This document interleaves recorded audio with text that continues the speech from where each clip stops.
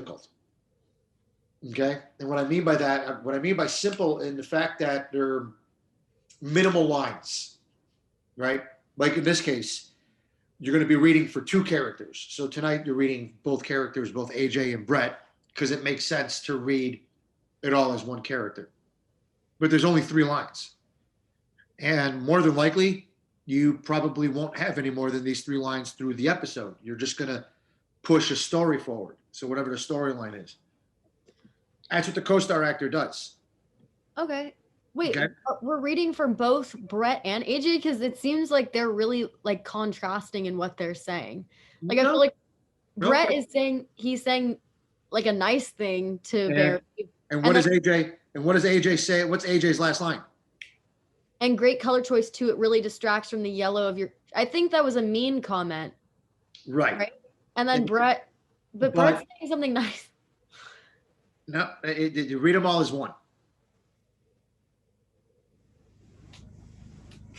The other thing with co-stars, don't overanalyze it. Don't overthink it. Don't put a Shakespearean twist on it, if you know what I mean. Right? Like it's not, you're not creating the story, you're pushing the story forward. And that's why co-star auditions are one of the hardest auditions to go through. Because all you have is 3 lines. And you think that you got to add all this meat to it where you don't. It's literally get the point across.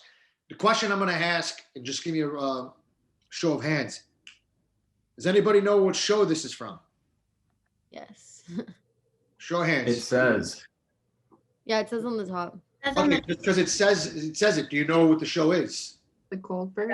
Yeah. It's set in the 80s. Cool. Great.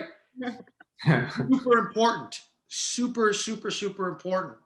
When you get something and it says the title of the show, look up the title. Look up the show. Watch an episode. Get the pacing of it. Understand what is it a comedy? Is this a comedy? Is this a drama? It's a comedy. Okay.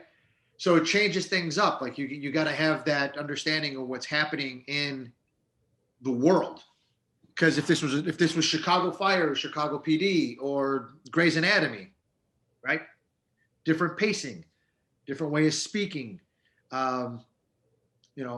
Like you were saying, you're getting 2 contrasting lines, which I understand the literal aspect of it, but in the comedy aspect of it,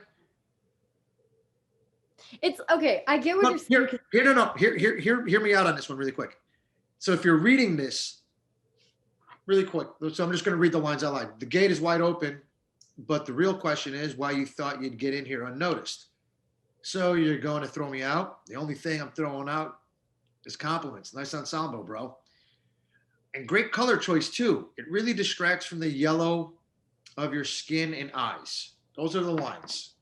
Yeah. Now, you're saying Brett is being nice. Does everybody concur with that? Is that the choice? No, just give me a thumbs up. Is that the choice? Okay. What if I told you Brett was being sarcastic? That's what I was thinking. Right? Mm-hmm. These are choices. These are choices you're going to make because you have to make this choice because you don't know this. You won't know this. The character breakdown won't even say this. It'll probably say Brett or Barbara, whatever. It doesn't matter what the name is. Just the character is in his or her early 20s. Is a friend of AJ and is watching the house. That's it. That's all it's going to give you. So you're going to get this dialogue and you'll be like, oh, okay. The only thing I'm throwing out is compliments. Nice ensemble, bro. All right, I'm going to play this. I'm going to make the choice and play it nice and not sarcastic. But what's happening in the scene?